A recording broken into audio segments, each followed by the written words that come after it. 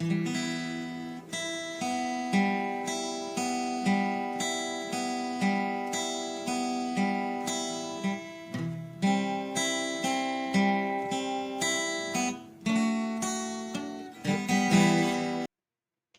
The lord.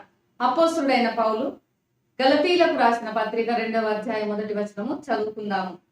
అటు పిమ్మట 14 సంవత్సరములైన తర్వాత నేను తీతును వెంట పెట్టుకొని బర్నబాతో కూడా యెరూషలేమునకు తిరిగి వెళ్ళి తిని. తీతు అనేటువంటి పేరుకు అర్థము గౌరవప్రదమైన బిరుదు, టైటిల్ ఆఫ్ హానర్. ఈ యొక్క పదము లాటిన్ భాష నుంచి వచ్చింది. ఇదే పేరు మీద చరిత్రలో మొదటి శతాబ్దంలో తీతు అనేటువంటి ఒక రోమా చక్రవర్తిని కూడా మనం చూడగలము. మరి పురాతన రోము పట్టణంలో కానీ రోమా పరిపాలన కాలంలో కానీ ఈ టైటస్ లేదా తీతు అనే పేరు చాలా ప్రసిద్ధి చెందినది. ఇది ఒక ప్రఖ్యాతిగాంచిన బాలుని యొక్క పేరుకు సూచనగా ఉన్నది.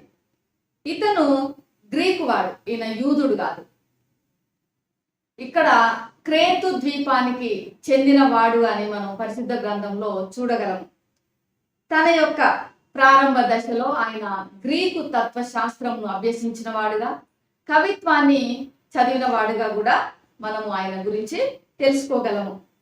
మరి ఇక్కడ పౌలు గారు తీతు గురించి తెలియజేసినటువంటి అనేకమైనటువంటి మరి సందర్భాలు మనము కొరింథీయులకు రాసిన 2వ పత్రికలో కావచ్చు, తీతుని ఎలా సంబోధిస్తున్నాడు ఆయన అని మనము తీతుకు రాసిన పత్రికలో కూడా చూడగలము. ఇక్కడ పౌలు గారు 14 సంవత్సరాల తర్వాత సందర్భంలో మనం చూసినట్లయితే యెరూషలేముకు వెళ్ళాడు. తనొక్కడే కాదు, తనతో పాటు బర్నబా మరియు తీతు కూడా వెళ్ళారు. బర్నబా అంటే మన అందరికీ తెలుసు. మరి ప్రారంభంలో పౌలు గారు మారు మనసు పొందినటువంటి ప్రారంభ దశలో పౌలు గారిని పరిచర్య కొరకు ప్రోత్సాహపరిచిన వాడుగా ఉన్నాడు. ఆయనకు తోడున్న వాడుగా ఉన్నాడు. పరిచర్యలో ముందుండి నడిపించిన వాడుగా ఉన్నాడు. పౌలు గారి ప్రారంభంలో బర్నబా ఫ్రంట్ రోల్లో ఉన్నాడు. ఆయనను ముందుండి నడిపించిన వాడుగా ఉన్నాడు. అనేకులకు పరిచయం చేశాడు.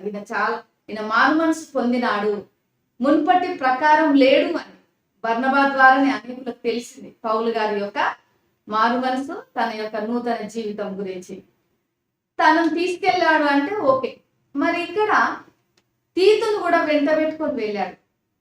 మనం ఎప్పుడన్నా ఎక్కడికైనా వెళ్తున్నాము అంటే మనతో పాటు ఎవరినంటే వారిని తీసుకొని వెళ్ళము.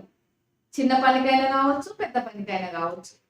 మనము ఎవరినైతే నమ్ముతామో, మనకి ఎవరైతే మన హృదయానికి అతి సమీపంగా ఉంటారో వారిని మాత్రమే మనతో పాటు తీసుకొని వెళ్తాము. ఇక్కడ తీతుకు ఎందుకు తీసుకొని వెళ్తున్నాడు అంటే తీతు కూడా మరి పౌలు గారికి ఎంతో అతి సన్నిహితంగా దగ్గరగా ఉన్నాడు. పౌలు గారి యొక్క మరి రక్షణ సువార్త ద్వారానే తీతు మారు మనసు రక్షణ పొందినట్టుగా మనం చూడగలము. అయితే ఇక్కడ తీతు గురించి పౌలు గారు చెప్పినటువంటి అనేకమైన సందర్భాలు మనం చూసినట్లయితే పౌలు గారు తీతుని ఎంతగానో ప్రేమించినాడు.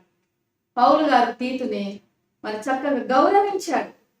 ఆయనను నమ్మినాడు. తనను మరి తన విషయంలో సహాయం చేశాడు.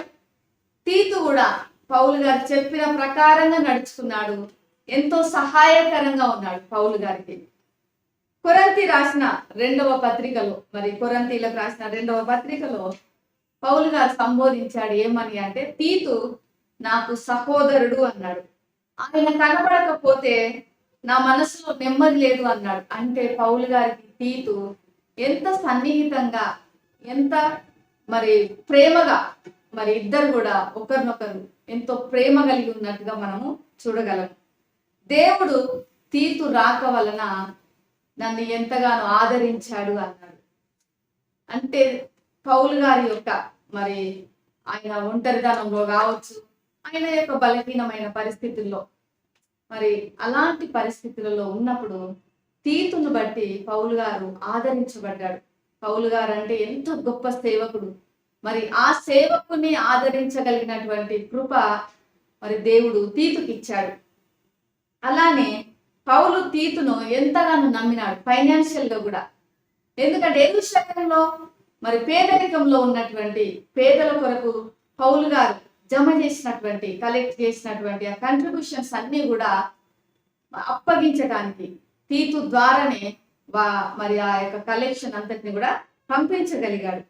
తర్వాత తీతు నా పాలివాడు, నా జత పనివాడు, విశ్వాస విషయంలో నాకు కుమారుడై ఉన్నాడు అని ఆయన గురించినటువంటి మాటలు పౌలు గారు తెలియజేశారు. అంత మాత్రం చేతనే కాదు కానీ పౌలు ఏమన్నారంటే, తీతు నాలాంటి హృదయం కలిగినటువంటి వాడు, ఆయన ఎలాంటి మోసము చెయ్యనటువంటి వాడు, మోసంతో ఏది కూడా ఆర్జించినటువంటి వాడు కాదు. కానీ మేమిద్దరం కూడా ఒకే ఆత్మ కలిగిన వారము, మరి ఒక్క ఆత్మతో మేము ఒకే విధమైనటువంటి అడుగు జాడల యందు నడుచుకున్న వారము అని తీతును గురించినటువంటి ప్రస్తావనలు మనము కొరింథీయులకు రాసిన 2వ పత్రికలో అనేకమైన వాటిని చూడగలము.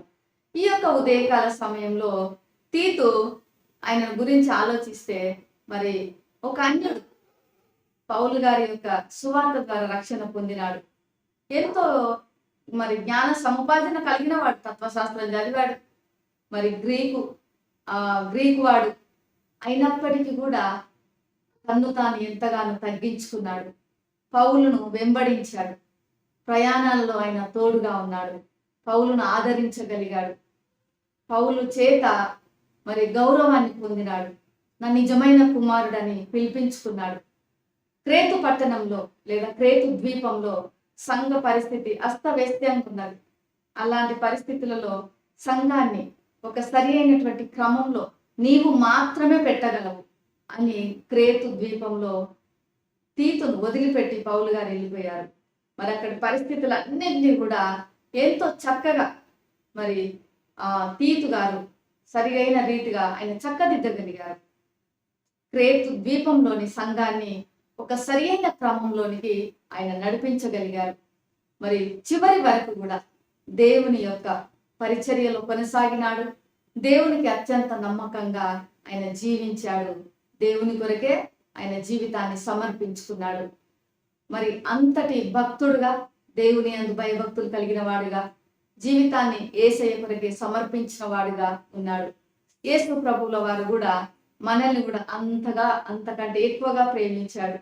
మనల్ని అంతకంటే ఎక్కువగా మరి దీవించడానికి ఆయన ఇష్టపడుతున్నాడు. మన కొరకు ఆయన సమస్తాన్ని విడిచిపెట్టుకున్నాడు. మరి తనను తాను తగ్గించుకున్నాడు. సిలువలో మన కొరకు మరణించి తిరిగి లేచినాడు. మరి ప్రియమైనటువంటి వారులారా, ఈ ఉదయకాల సమయంలో తీతు ఏ రీతిగా తన యొక్క పరిచర్యలో ఎంత నమ్మకంగా ఉన్నాడు, యేసయ్య కూడా తండ్రి అప్పగించినటువంటి రక్షణ కార్యమును నెరవేర్చుటలో ఆయన కూడా అంతకంటే నమ్మకంగా ఉన్నాడు. మరి ఆ రక్షణ కార్యమును నీవు నేను పొందుకొని ఉన్నాము. మనం కూడా యేసుక్రీస్తుల వారి యొక్క పరిచర్యలో నమ్మకంగా మనం సాగిపోవాలి. తీతు వలె గౌరవప్రదమైనటువంటి బిరుదును పరలోక రాజ్యంలో మనము సంపాదించుకోవాలి. ప్రేమ నమ్మకం కలిగిన పరలోక తండ్రి, పరిశుద్ధుడానికి వందనాలు చెల్లిస్తున్నాము. ఈ ఉదయకాల సమయంలో నాయన తీతు నీ కొరకు జీవించాడు, తన జీవితాన్ని నీ కొరకు సమర్పించాడు. అయ్యా, ఎంతో నమ్మకంగా తన విశ్వాస జీవితంలో కొనసాగినాడు. మేము కూడా ప్రభువా మాకు అప్పగించబడినటువంటి విశ్వాస విషయంలో మేము నమ్మకంగా ఉండుటకు సహాయం చేయండి. మా పిలుపు విషయంలో నమ్మకంగా ఉండుటకు సహాయం చేయండి. చివరి వరకు నాయన మేము నేను ఎదుర్కొనే వరకు నమ్మకంగా ఉండుటకు నీ కృపను చూపమని యేసు నామములో ప్రార్థిస్తున్నాము తండ్రి. ఆమేన్. దేవుడు మిమ్మల్ని దీవించును గాక.